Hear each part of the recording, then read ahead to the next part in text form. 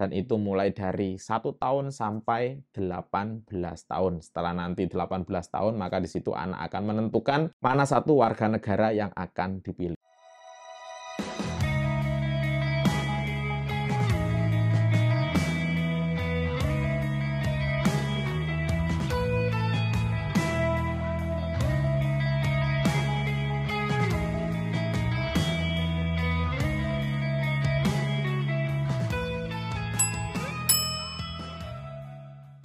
Assalamualaikum warahmatullahi wabarakatuh. Bertemu lagi bersama saya, Mugidi Channel lagi. Selamat sore, selamat beristirahat kepada sahabat-sahabat Mugidi Channel. Oke, di sore ini kita akan sharing berkaitan affidavit. Karena banyak sekali sahabat-sahabat kita, khususnya sahabat-sahabat kita yang sebelumnya sudah berkawin campur. Dalam artian yang satunya ibunya WNI, kemudian ayahnya WNA, ataupun sebaliknya, ayahnya WNI, ibunya WNA. Jadi dalam video ini saya mencoba untuk mengulik berkaitan affidavit. Apakah perlu, dan untuk yang akan datang pastinya bagi ibu yang mempunyai anak di saat ini bisa menentukan apakah harus mengurus affidavit ataupun tidak. Oke, sebelum kita masuk ke informasinya, saya ingatkan dulu buat sahabat-sahabat yang baru pertama kali menemui channel ini dan suka dengan info seputar dunia TKI, jangan lupa dibantu untuk subscribe dan aktifkan tombol lonceng notifikasi agar sahabat-sahabat kedepannya tidak ketinggalan ketika channel ini mengupdate info-info yang akan datang. Oke, kita masuk saja ke informasinya. Mungkin sebelum ini sahabat-sahabat kita yang sudah bertemu jodoh dan melakukan kawin campur, di antara salah satunya ibunya warga negara Indonesia, kemudian ayahnya warga negara Malaysia, ataupun sebaliknya ayahnya warga negara Indonesia dan ibunya warga negara Malaysia. Dan di saat ini sudah dikaruniai anak dan sudah pastinya di situ secara otomatis anaknya berstatus warga negara Malaysia. Dengan catatan yaitu untuk yang sudah menikah secara resmi dan legal di sisi Undang-Undang Negara Malaysia. Secara otomatis anak tersebut berstatus WNA, yaitu menjadi warga negara Malaysia. Nah, untuk di saat ini bagi ibunya ataupun ayahnya memutuskan anak itu akan tinggal di Indonesia lama-lama, bisa mengurus affidavit. Kalau untuk yang mengurus affidavit ini, sudah tidak diperlukan lagi mengurus sebarang visa, meskipun anak tersebut masuk di kategori WNA. Nah, untuk hal ini bagi yang akan datang, misal contoh anak itu akan diajak berkunjung ke Indonesia 1 bulan seperti itu, dan harapan kedepannya tidak tinggal lama-lama, ya tidak perlu mengurus affidavit. Secara otomatis anak itu masih berstatus warga negara asing. Tapi kalau sudah mengurus affidavit, di situ akan menjadi berstatus warga negara ganda. Bisa Malaysia, bisa Indonesia, dan itu mulai dari 1 tahun sampai 18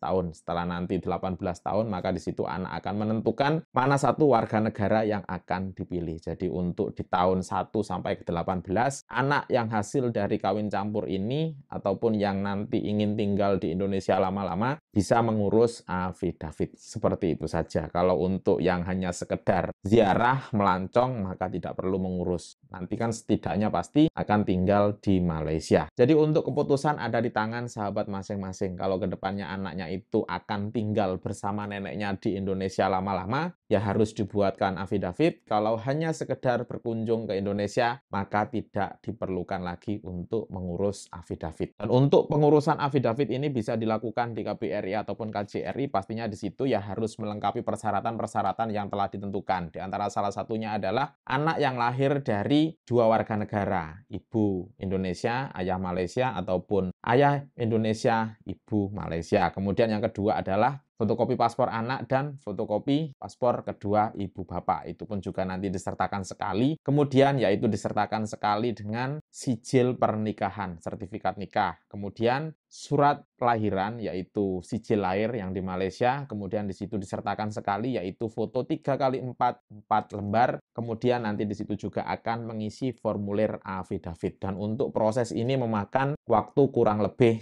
3 hari kerja. Sudah sangatlah jelas. Seperti itu saja. Oke, itu saja yang bisa saya share sore ini. Semoga bermanfaat untuk sahabat-sahabat. Pastinya selalu patuhi SOP, dan apabila ada pertanyaan bisa ditulis di kolom komentar. Akhirul kalam, Assalamualaikum warahmatullahi wabarakatuh. Selamat sore, selamat beristirahat. Salam TKI sukses. Bye-bye.